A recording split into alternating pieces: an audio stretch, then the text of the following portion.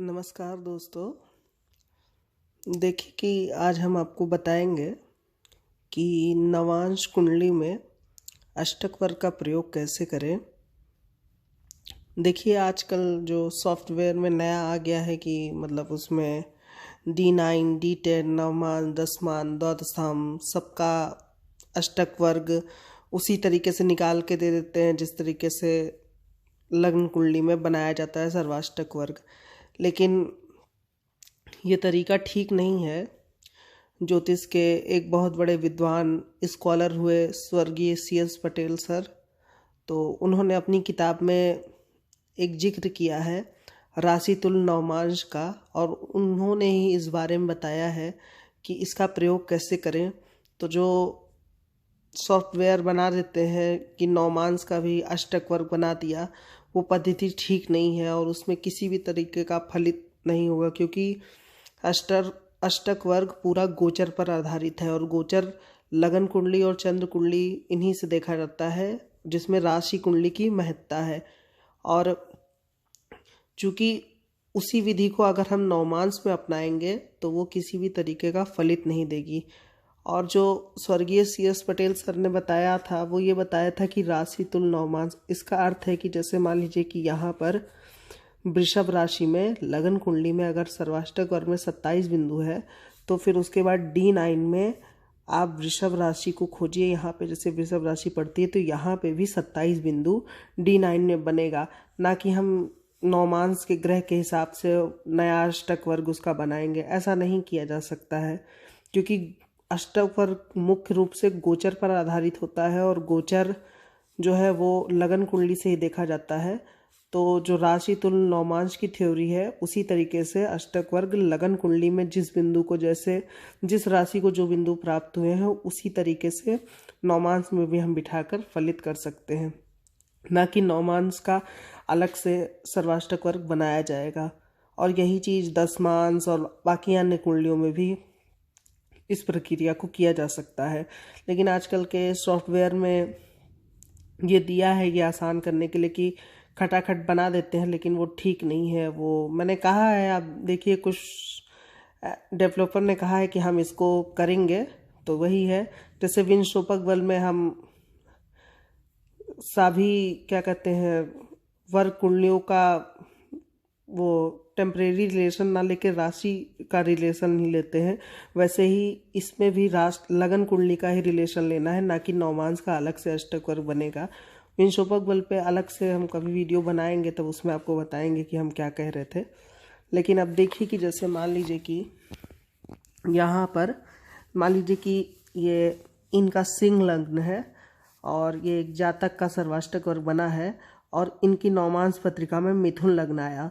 अभी इसमें कोई ग्रह नहीं लिखा है। अब देखिए कि मिथुन राशि में यहाँ इनके लगन कुंडली में 39 बिंदु है, तो यहाँ पर हम क्या कहते हैं 39 बिंदु लिख देंगे। इसी तरीके से मिथुन राशि में जब 39 है तो कर्क में यहाँ पे 24 बिंदु है, तो यहाँ पर 24 बिंदु हो जाएगा। 24 के बाद सिंह में 32 है तो यहाँ पर 32 बिंदु, और यहाँ पर क्या कहते हैं 32 के बाद 25 बिंदु है कन्या राशि में, तो यहाँ पर 25 बिंदु, और तुला राशि में 38 बिंदु हैं तो यहाँ पर 38 बिंदु, और उसके बाद 38 के बाद यहाँ पर है देखिए वृश्चिक राशि में 29 बिंदु है तो यहाँ पर 29 बिंदु आ जाएंगे। और उसके बाद धनु राशि में 32 बिंदु है तो यहाँ पर 32 बिंदु हो जाएगा। और उसके बाद धनु के बाद मकर में 21 बिंदु है तो यहाँ पर 21 बिंदु, कुंभ में 29 बिंदु है तो यहाँ पर फिर 29 बिंदु, और उसके बाद मीन में 18 बिंदु है तो यहाँ पर 18 बिंदु, और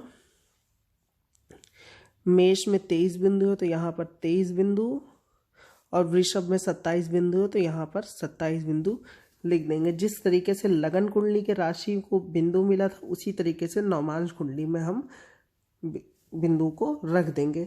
अब इसका फलित में क्या प्रयोग करें।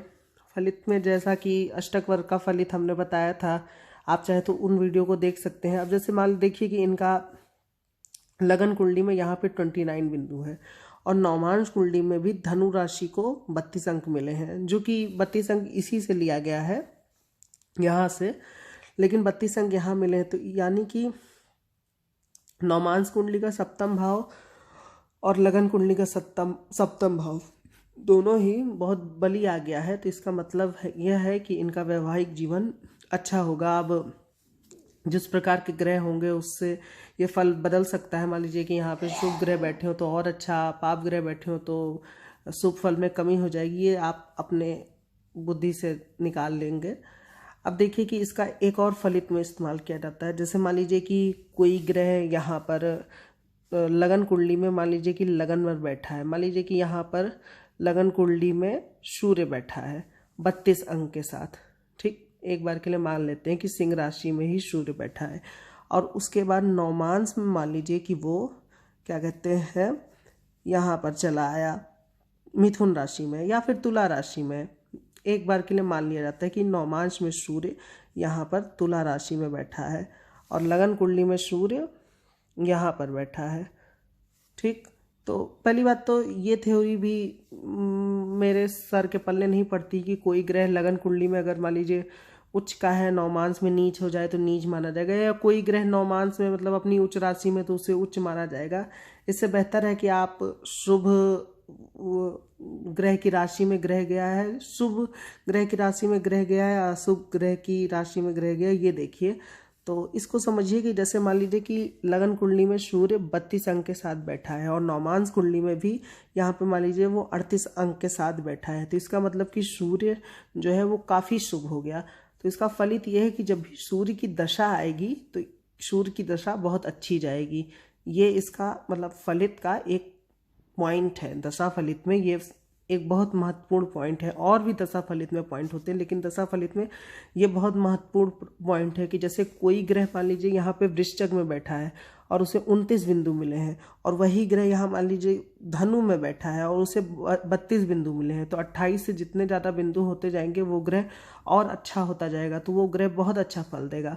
अभी मान लीजिए कोई ग्रह यहाँ पे मीन राशि में बैठा है, जैसे कि मान लीजिए मंगल यहाँ पे मीन राशि में बैठा है, जिसमें मीन राशि में यहाँ पे 18 बिंदु मिले हैं, और नवमांश कुंडली में यही मंगल मान लीजिए यहाँ पे चला आया, क्या कहते हैं, कर्क राशि में यहाँ पे मंगल चला आया। तो यहाँ पे देखिए 18 बिंदु मिले थे लगन कुंडली में, और नवमांश कुंडली में यहाँ पे ये 24 बिंदु के साथ है। तो ये दोनों तरफ से बहुत ही कमज़ोर हो गया मंगल। तो अगर व्यक्ति की मंगल की दशा आएगी तो वो अच्छी नहीं जाएगी। लेकिन इसमें मान लीजिए कि जैसे इसमें बहुत अच्छा आया, इसमें बहुत खराब आ गया, तो लगन कुंडली को ज़्यादा महत्व देना है, ये आप सब जानते ही हैं। लेकिन एक प्रश्न और उठता है कि नवमांश को ही क्यों चुना गया। देखिए कि ये बताया गया है कि नवमांश सभी वर्ग कुंडलियों का राजा होता है, तो इसलिए इसको चुना गया है। अब इसमें भी अब जैसे मान लीजिए कि ग्रह अच्छे अंक के साथ है तो नवमांश किस लिए देखा जाता है, वैवाहिक जीवन, कार्यक्षेत्र के लिए भी देखा जाता है तो अच्छा है। इसी तरीके से कोई ग्रह दशमांश कुंडली में बहुत अच्छे बिंदुओं के साथ है तो वो लिया जाएगा, अच्छा वो ग्रह कार्यक्षेत्र के लिए होगा। चतुर्थांश कुंडली में कोई ग्रह अच्छे बिंदु लिया हुआ है और चतुर्थेश या चतुर्थ भाव को देखता है या लगन को देखता है तो वो अच्छा होगा। बस इसमें ध्यान रखने की ज़रूरत ये है कि जो सर्वाष्टक वर्ग लगन कुंडली की तरह बनता है वैसे ही नवमांश और दशमांश बाकी कुंडलियों में नहीं बनेगा, बल्कि जो बिंदु जिस राशि में लगन कुंडली में जैसे मिले हैं, जैसे मान लीजिए यहाँ पे लगन कुंडली में 39 बिंदु हैं, तो आपको मिथुन राशि में नवमांश कुंडली में जहाँ भी मिथुन राशि वहाँ पे 39 बिंदु बैठाने। ऐसे मान लीजिए यहाँ पे वृश्चिक राशि में 29 बिंदु है, तो जो मान लीजिए दशमांश वर्ग है तो दशमांश वर्ग में जहाँ भी वृश्चिक राशि आएगी वहाँ पे आपको 29 बिंदु लिखना है। आगे हम इस पे और भी वीडियो बनाएंगे। अगर आपको कोई प्रश्न हो तो आप कमेंट में पूछ सकते हैं। आशा करता हूँ कि आपको ये थ्योरी समझ में आई हो कि मैं क्या बताने की कोशिश कर रहा हूँ, और आप ऐसे ही वीडियो को मेरे लाइक ज़रूर कीजिए और चैनल को सब्सक्राइब कीजिए। आप चाहें तो हमारे अन्य वीडियो भी देख सकते हैं। आपका अगर इस वीडियो से ज्ञानवर्धन हुआ हो तो हमारे वीडियो को लोगों में भेजिए। बहुत बहुत शुक्रिया, बहुत बहुत शुक्रिया, धन्यवाद।